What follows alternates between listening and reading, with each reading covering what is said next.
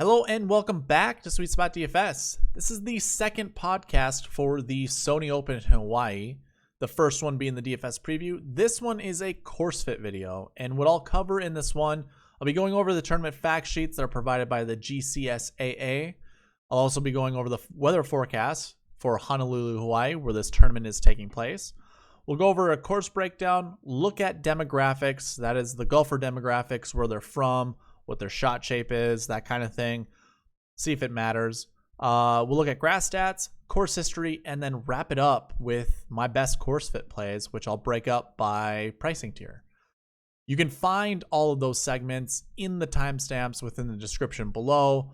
I also have chapter mode enabled. It's that little red progress bar that's right down here. If you're on desktop, all you gotta do is hover the mouse over it. You'll see what all those segments are. If you're on mobile, you're going to have to click and drag with your finger. So just find that little circle where the head of the progress bar is and just go up and down. You'll find the segments that way. But again, timestamps are in the description. Okay, let's go ahead and get into the tournament fact sheets. So every tournament, every week, I go over this, and it is provided by the Golf Course Superintendents Association of America. That's what GCSAA stands for. At least I'm 95% positive. And basically, it's a group. It's an organization where all the superintendents of every golf course. I mean, the golf course I worked at I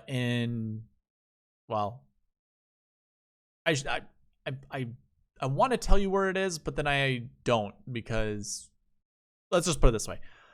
The golf course that I did work at, the couple golf courses I worked at, all were part of this organization. So it's not just for PGA Tour events. Lots of people are within the GCSAA, and you just provide, course demographics basically, or your course breakdown or whatever.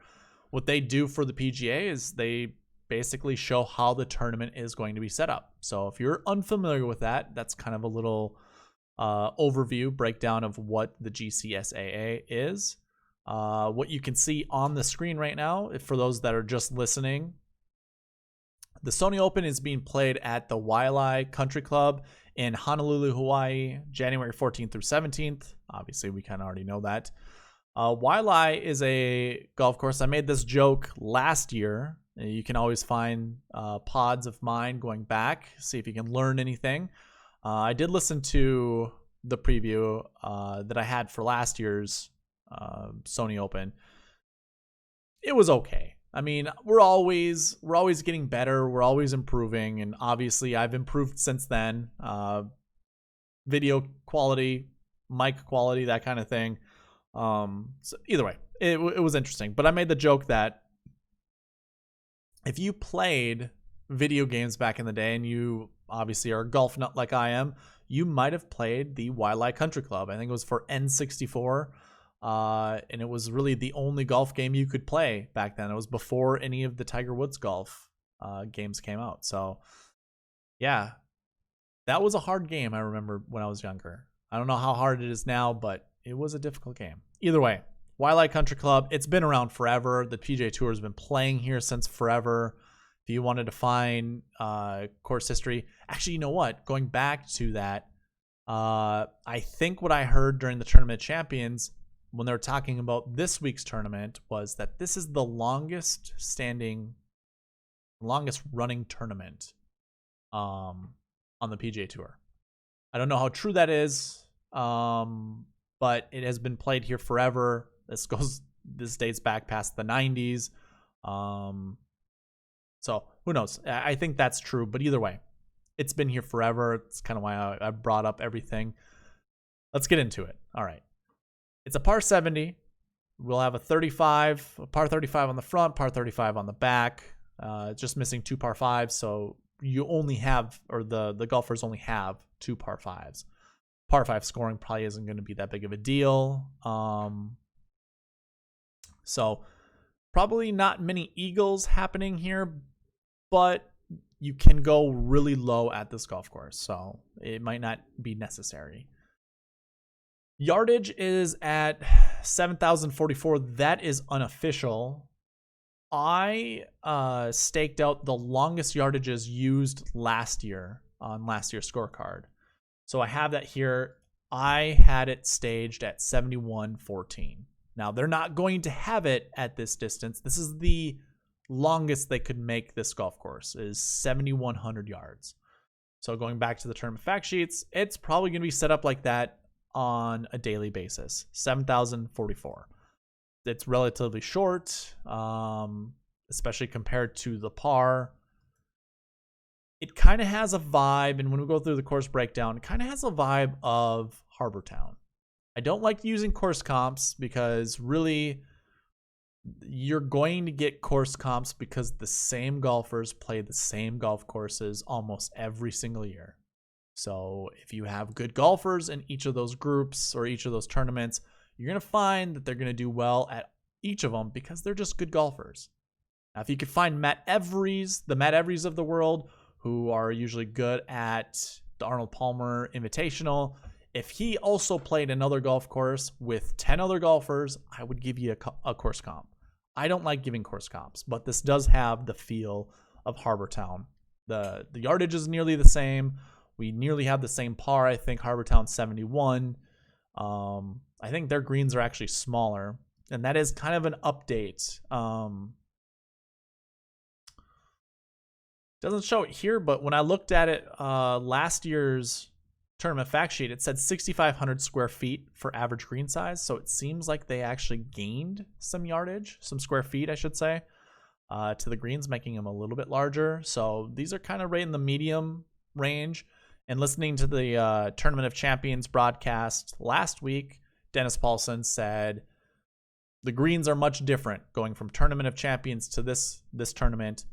These are basically perfect circles that are 18, yards deep by 18 yards wide. So I don't know how true that is. When I looked at it, it looked like there were a few bunkers that were kind of tucking, that could have tucked pins, or guarding tucked pins, I should say.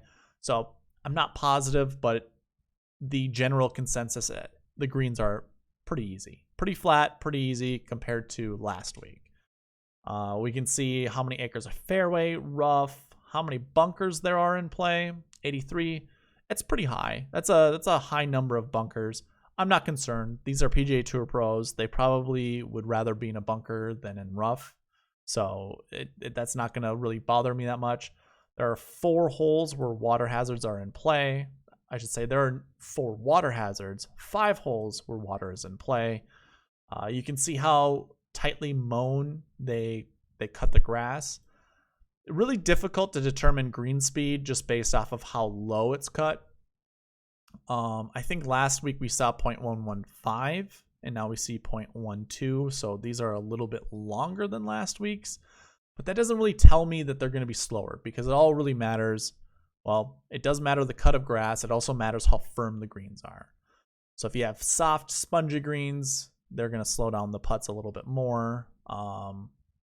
I don't know what the firmness of greens are for this golf course. So I'm just going to leave it kind of similar to last week's, except for these are a bit flatter. So putting should be easier. And you would imagine someone like Hideki Matsuyama would be able to putt better on these greens than what was that last one called? I already forgot the golf course from last week, but it's Tournament of Champions. We have Bermuda grass just like we did last week, so we'll be using that for our grass stats. Architect Seth Rayner, renovations over the years. You can see all the golfers here, or architects there. I don't have much information on any of those guys, so we're not going to talk about them. But you obviously can use it to your disposal if you have that information. Okay, let's go ahead and get into a weather forecast. So I have Honolulu, Hawaii. You can see right here the 10-day weather forecast. Now, obviously, this is subject to change. So me presenting it to you on a Monday night might not mean that much when it comes to Thursday. But as you can see, we have temperatures in the 80s. We have a little bit of precipitation. When we, dig down Friday or Saturday, like chance of rain's 50% on Friday, mostly towards the afternoon. If we were to go to Saturday, we're going to see nearly the same, 40% chance. Obviously, that can change. You know, the percentage could get higher. It also could get lower, and the winds could pick up. But right now, it looks relatively calm. That is speaking of rain and wind. If that's the case, my prediction for within the preview, I said I think the score would be around, you know, that 21 to 24 under mark. This would validate my feelings on that. I think we will see a golfer, the winner will reach somewhere around 21 to 24 under. So definitely research golfers who score low or have been known to score low and do well on resort type of golf courses. So I would definitely consider that when doing your research. But that is the weather forecast. And there really isn't much to say. A little bit of precipitation, a little bit of wind. That's it. Let's go ahead and get into a course breakdown. I will save you guys time. The majority of holes have dog legs to them. Most of them are slight dog legs. And there are a few that are sharp dog legs that are around the 300 yard range. Probably not going to matter. Usually, you know, when we're talking about dog legs, curving a shot that matches the dog leg helps keep the ball in the fairway. Otherwise, you're going to have to cut off angles, and you will also have to find the right distance to land the ball without it going in the rough. I don't think the rough is that penal here either, so I don't think it's going to matter all that much. Most of these holes, I say no shot shape is required. I do have some up here, but I will say, even though I have them up here, a golfer can avoid them by hitting shots either shorter, like off the tee. So the ones that you see with draws or fades, you could go shorter off the tee and you wouldn't need a shot shape, you know, to match the dog leg. Some of these though, approach shots, the only way to really avoid them is to hit longer drives, and have shorter approach shots, which is totally doable for most of the golfers in this field. So save you time. Shot shape isn't really going to be required here. So therefore, I don't think we're going to have an advantage of showing you shot shapes with golfers, you know. So unfortunately, that's it. I don't have anything else to talk about with the course breakdown. It looks like a relatively easy golf course. Like I said, a lot of like subtle dog legs, straightforward golf holes. I mean, I think I use straightforward in this breakdown more than I did any other golf course. So you can pause this, read it, whatever you want to do with it. You certainly can. You can see my little breakdown down here. Again, it really doesn't matter. This is a free-for-all, basically. Okay, let's go ahead and talk about some of the demographics, which I will also say I'll save you time because there isn't much to say. This golf course is being played in Hawaii. There might be some golfers that I don't have information for down here at the bottom, like say the Ryosuke Kinoshita. He could be from Hawaii. I have no idea. I have not looked into it. I'll probably update this as the tournament goes on, as I look at the leaderboards, because they will have all that information there. Evan Kawai, that sounds like a very Hawaiian name. He could be from Hawaii, very much so. Same with Kazuma. I just don't know. And when we're talking about some of these golfers down here, I mean, you would be taking, you know, hopefully you'd be just taking bullets on them. Like, you're not going to anchor your lineups around them. So I don't think really talking about any of the demographics is going to be beneficial. Therefore, we're not going to talk about it. I heard, I think it was Mike Miller brought up kind of an age narrative, you know, when it comes to how many golfers in their 20s have won this tournament, how many have won in their 30s, and how many have won in their 40s. It's like 4 in their 20s have won this tournament over the last X amount of years, 4 in their 40s and above, and then like 30 of them in their 30s. So if we wanted to do an age narrative, you know, you have all your young guys here. But when you go to our 30s, let's see, we have a ton of golfers in our 30s. I guess I can go filter between, I think 30 and 39 will get me everybody. Yep. Harris English, probably your top. Well, Webb Simpson. I'm sorry. So another good reason to play Webb. Another good reason to play Harris English. Funny, the thumbnail is Charles Howell III, or Chucky Three Sticks, whatever you want to call him. He is past his 30s. He's into his 40s. But you can see some of the top price guys here. If age narrative is a thing for you, here you go. More golfers in their 30s have won this tournament than any other age group. I don't really care. So I'm not going to say that. What is? How old is Charles Howell III? 41. Okay. So some notable 40-year-olds. You have Howell III, Sergio, Matt Kuchar, Zach Johnson, Adam Scott, Ryan Palmer. Like, it doesn't matter to me. Let's go ahead and get into grass stats. So I have the course fit portion here, has all the grass stats with the course history. So we'll go over all of it together. But we will first start with grass stats. Your best overall Bermuda golfer in the field is Collin Morikawa. Now, he only has 9 events under his belt, but it appears that Bermuda grass is a preferred type of grass for him. He has really good finishes here. These average finishing positions, what I've realized, and once I get a database up and running, I'll be able to filter out events like last week. So the Tournament of Champions typically only has 30-some golfers in the field. If you think about average finishing position, even if you were to finish dead last, you're still going to have a 30th place finish added to your average.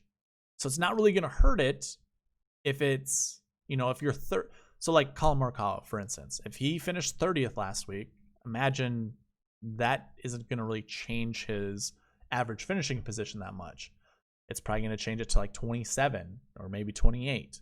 It's not, and it's still going to look good. He'll be third best as opposed to the best in the field. So I can't wait to actually get a database up and running to, filter out limited field events where you don't really necessarily have to have your A game in order to finish top 20. But we are here. You can see Collin Morikawa, 25.44, best in the field. For anyone over 50 events, Webb Simpson is the best in the field. So I do like Webb. Webb is definitely a golfer I like at this tournament. Matt Kuchar, a lot of good success. We'll actually look at course history in a different tab. We'll actually go to the course history tab, and we'll see a little bit more information, because just seeing average finishing position isn't enough. When we look at wins and top 10s, certain golfers are going to surface as kind of better plays.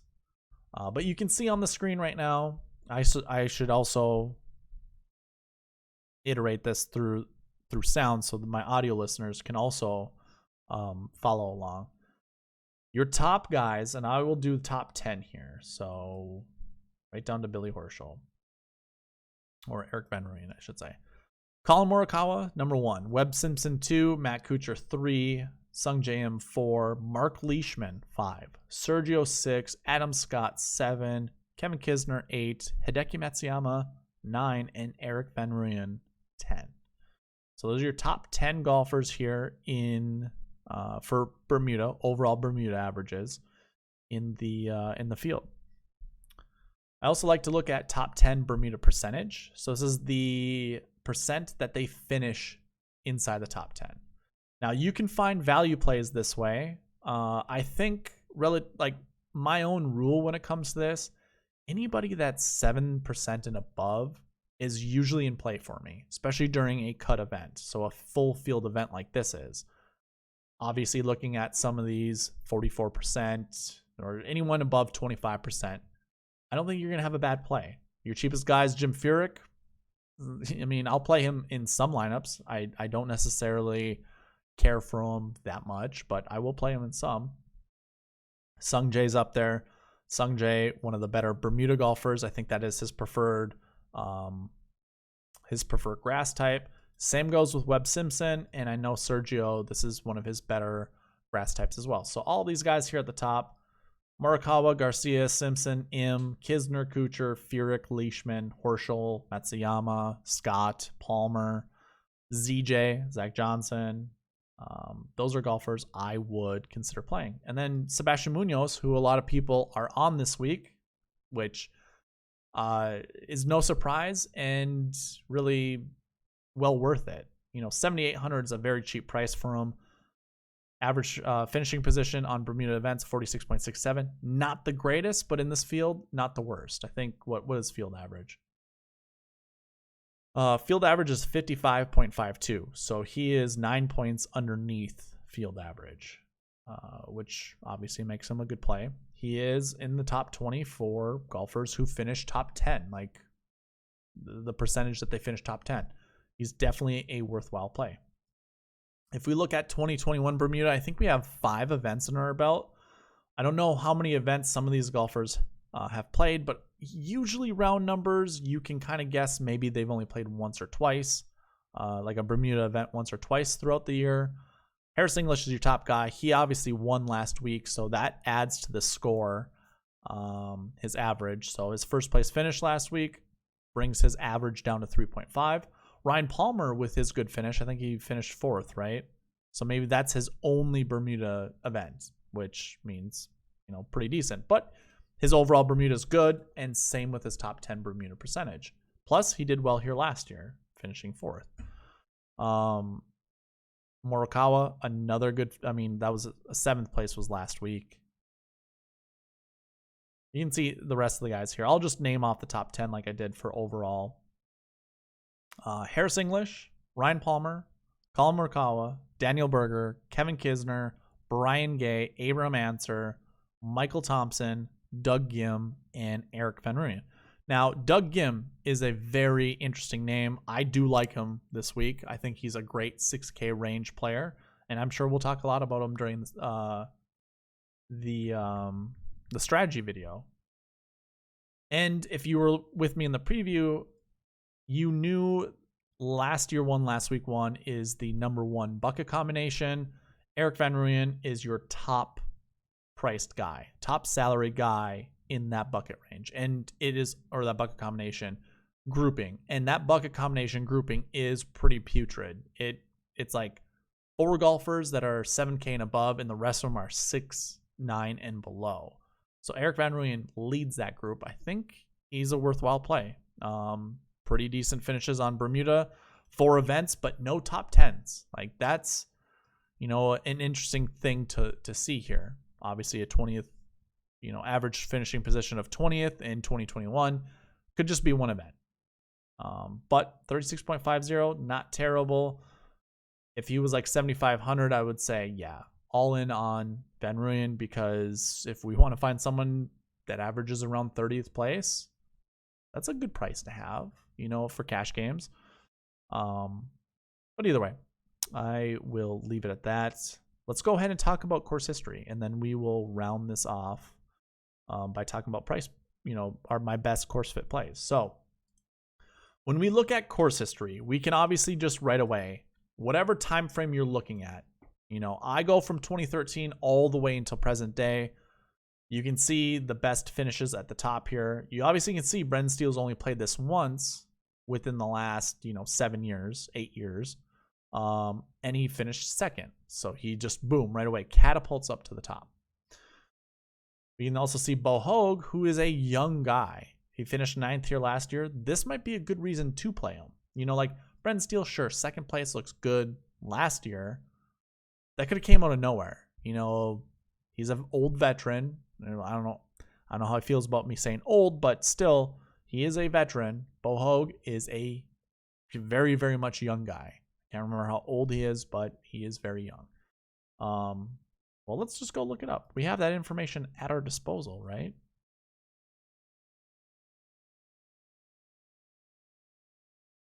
So Bo Hoag is not very young. He's 32 years old. I stand corrected. It's good to look that stuff through. Let's see how old Kevin or Brendan Steele is. 37. So 5 years difference. There we go. Perfect. That's good to put me in my place. Okay, so I'll retract what I just said. It might not even be worthwhile to play any of them. You know, like I would say a younger. I was bringing it up primarily because a younger golfer who finishes 9th might actually see something at this course and continue on, you know, using it for years and years to come. Or maybe it was just beginner's luck.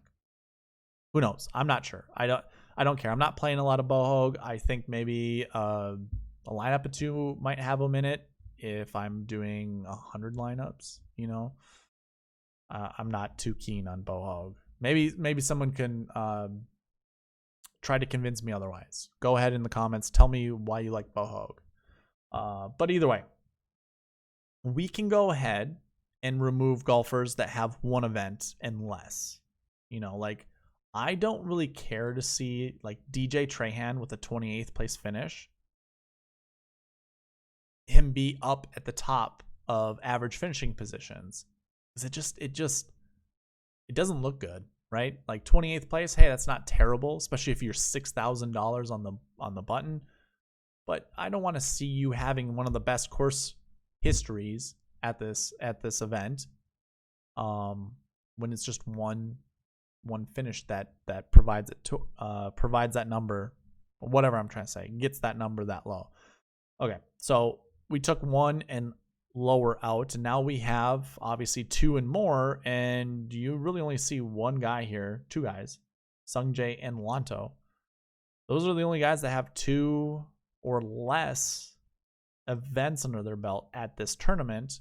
Everyone has more. So we have a really good idea of who the best course history guys are.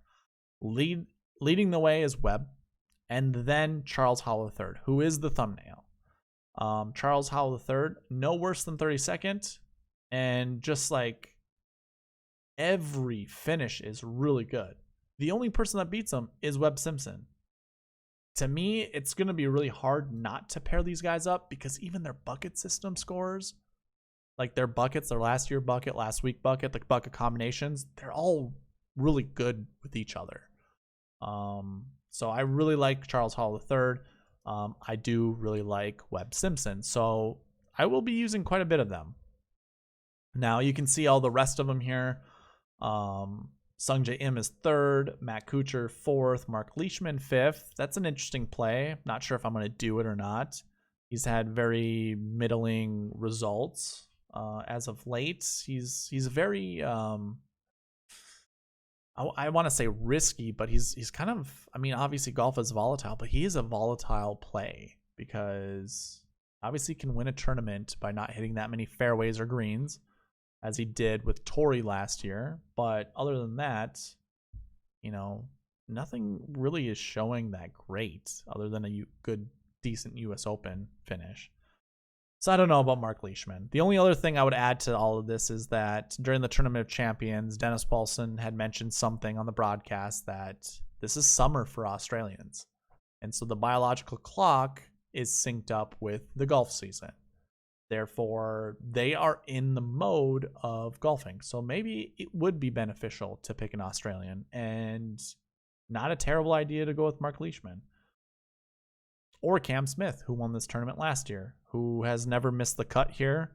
75 is typically a Monday or a made cut, did not finish. So he wouldn't have played on a Sunday round. So this could be considered a cut, which I would consider it a cut. Yeah, I don't see Adam Scott up here, so I don't know if that just means, I can't remember if Adam Scott had played here before or not. He does have course history, and it's not good. So take that for what it's worth. Brand Snedeker, probably not going to play him. I don't know. He just hasn't been right since his win at the Wyndham Championship 2 years ago or 3 years ago, whatever it ended up being. Brian Stewart, Daniel Berger. Really like Berger. I'm not going to go through all of these guys, but the last thing I want to talk about are top 10s. So the reason I have Charles Howell III on the thumbnail is because he's tied for the most top 10s. He's tied with Matt Kuchar and Brian Stewart, who Brian Stewart I think is in the 6K range, if I remember correctly. Going down to Stewart, he's right here. He is $6,900, so not a bad 6K player if you want to choose one. Not a bad choice, I should say, if you want to choose one in the 6K range. But for top 10s, yeah, Howell III, Matt Kuchar, you can't beat them.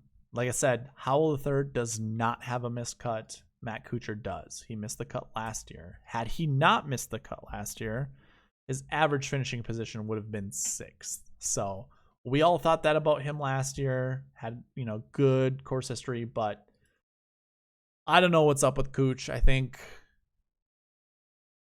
I have no idea. I don't know. I can't remember anything that would have put him off where he's just not doing that great. I feel like making an old joke, but it probably isn't fair and it's probably not correct anyway. So I don't know. Kuchar's not one of my favorite plays. He never really has been, never really was. When he's in the 7K range, he's kind of almost an auto pick, He's just a good player that will get you no worse than 30th, on certain events. I mean, that's what it was for a while. So I think the upside with Howell III at $8,000, probably one of the best plays. Brian Stewart can't go wrong either. A lot of top 10s, 5th, 6th, 4th, 8th, like that looks good. And then obviously, for those that you can see, we have 7 golfers that have 3 top 10s in this field. Mark Leishman, Hudson Swafford, Harris English, Zach Johnson, Kevin Kisner, Jerry Kelly, who I will not be playing a single bit of, and Chris Kirk, who to me sounds very enticing, despite having a ton of missed cuts at this event. He has 4. So maybe not. Maybe I'll take that back. I'll take my words back there. That does not look good. So that would be course fit. That would be course history, I should say. Now let's go into the best course fit plays. And basically what I'm going to do is I like to put filters on this. So we can look at field average, 54.68. So we're going to go by condition, and I'm actually going to go less than 50. I know it's 54, but I'm just going to go less than 50. And then for overall Bermuda, our field average is 49.44, but I'm actually going to go less than 45. I know not a huge difference, but it's still going to really lower this. So I already was going to tell you Webb Simpson's my favorite play. In the 10K and above range, it's a no-brainer for me. In the 9K range, it's Sungjae Im. Sungjae is just playing some really fantastic golf. Here, let me just highlight these, actually. Sounds like a good idea. Sungjae's back to his old ways. Playing a lot of golf, very consistent results. I do like Sungjae quite a bit in the 9K range. In the 8K range, it's going to be Charles Howell III. Really like Charles Howell III. I don't think...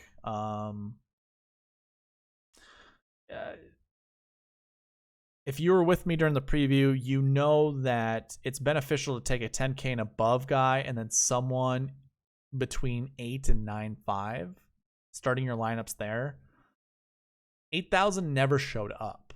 It was like 83 to 98, I think, actually. So Sungjae would be a good fit in that mold. So Charles Howell III would be kind of kicked to the wayside, which means playing someone like a Matt Kuchar or Zach Johnson might be better. I just like Charles Howell III. It seems safe. He is used to having a very limited schedule where he doesn't need to golf a lot of events to actually show up at some of these events. So Charles Howell III, bucket score, course history, Bermuda, stats, all of it together makes him my favorite 8K play. Although I did all of these filters, I don't really feel comfortable with any of the guys in the 7K range that I did that way. but I think I'm just going to stick with it and say that Mark Leishman is my favorite 7K golfer. It would be pretty close between him and Emiliano Grillo. It just shows you my kind of, I wouldn't say hate for Brandt Snedeker, but I'm not going to get around to Brandt Snedeker. I'll play him in some lineups. He does have the 2-1 bucket combination that is kind of sought after for this tournament, but I don't think I can get there. And one of my favorite 6K golfers was already Austin Cook, and when we break it down this way, having Austin Cook there makes my life easier. So having him there looks good.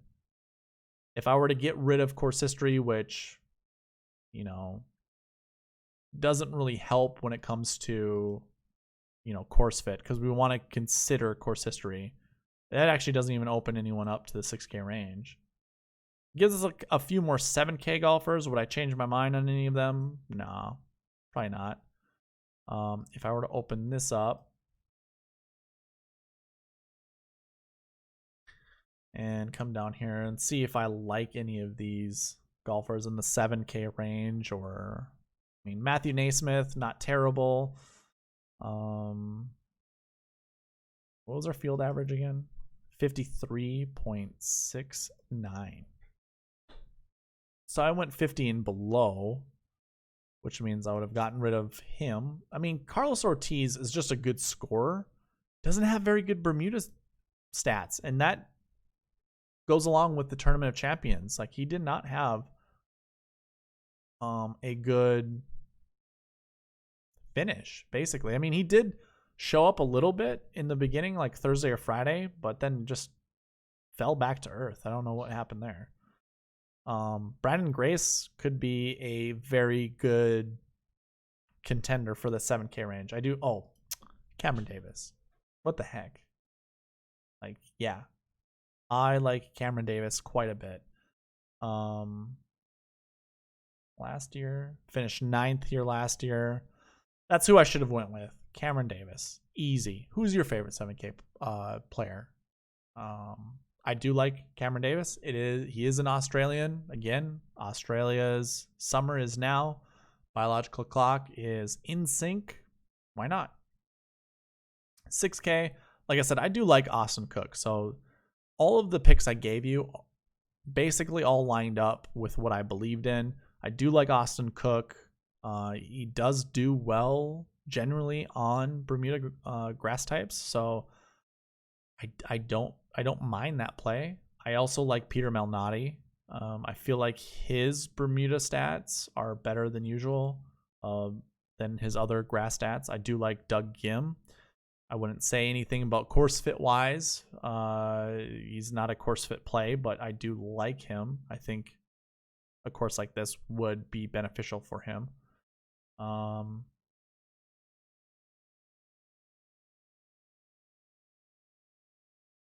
Trying to think of some other guys here. I think I'm just gonna leave it there. Mark Hubbard I like, but he wouldn't be a course fit play. So yeah, we'll stick with the golfers I said. Austin Cook in the 6K range, like that. Mark Leishman in the 7K range. I think we could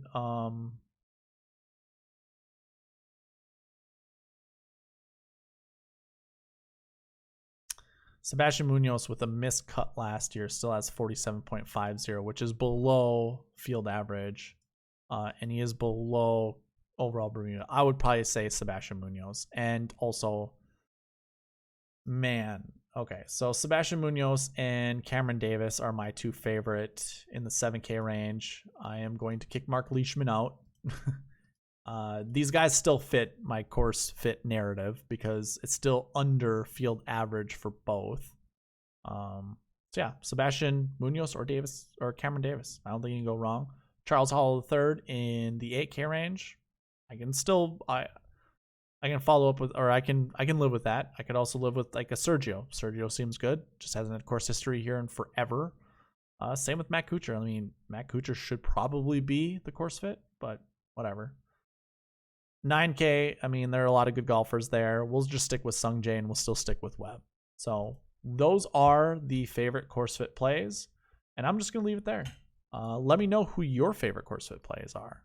that you saw on here when it comes to, you know, course history, grass stats, anything that I covered. Who is your favorite play? And you can give me, you know, your high price guy, your mid price guy. I don't care who it is. You can give me how many golfers, doesn't matter. But yeah, I'd be interested in hearing what you guys think, and I'm gonna leave the video here. So thank you guys for watching. Please leave a like, comment, and subscribe. It really helps the channel grow, and it's very much appreciated. So please do that, and I will see you in a strategy video tomorrow. All right, bye.